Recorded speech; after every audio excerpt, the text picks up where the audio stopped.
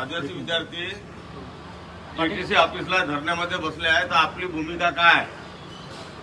मी Yashwant मदाये, all India आदिवासी employees फेडरेशनचा राज्य अध्यक्ष आणि आदिवासी महासंघ महाराष्ट्र पंचायत जमाती याच्या अष्टमंडळाचा सदस्य आणि आदिवासी हलबा-हलबी समाज कर्मचारी महासंघ नागपूर जिल्हा गोंदियाचा जिल्हा अध्यक्ष या नात्याने आपण सांगू इच्छितो की आदिवासींचा जो 13 तारखेपासून जो धरणे आंदोलन हे सुरू आहे ते योग्य आहे।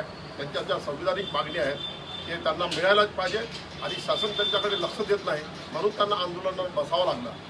आणि खरोखरच त्यांची जी मागणी आहे ही रास्त आहे। शासनाने याचं गांभीर्य घ्यायला पाहिजे।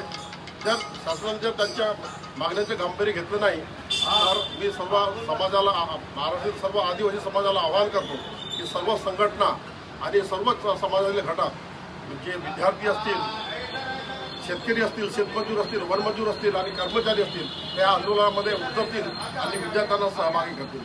कारण विद्यार्थी हे आमच्या आदिवासी समाजाचे घटक आहे। जोपर्यंत विद्यार्थ्यांचा विकास होणार नाही तोपर्यंत या समाजाचा विकास होणार नाही। तर ह्या जाच्याकाठी शासनाने का म्हणून त्यांच्यावरती लादलेली आहे।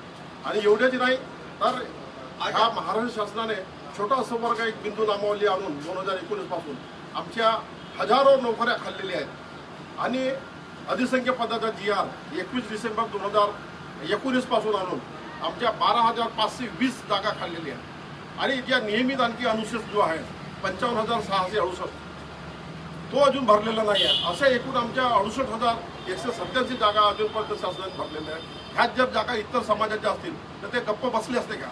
मग आदिवासी विद्यार्थी किंवा आदिवासी महाराष्ट्रातील आदिवासी हा अन्याय का म्हणून सहन करायचा?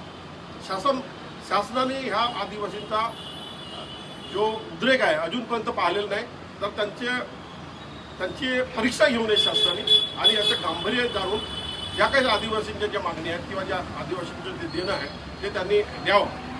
एवढे बोलून माझ्या शब्दांना विराम देतो। धन्यवाद।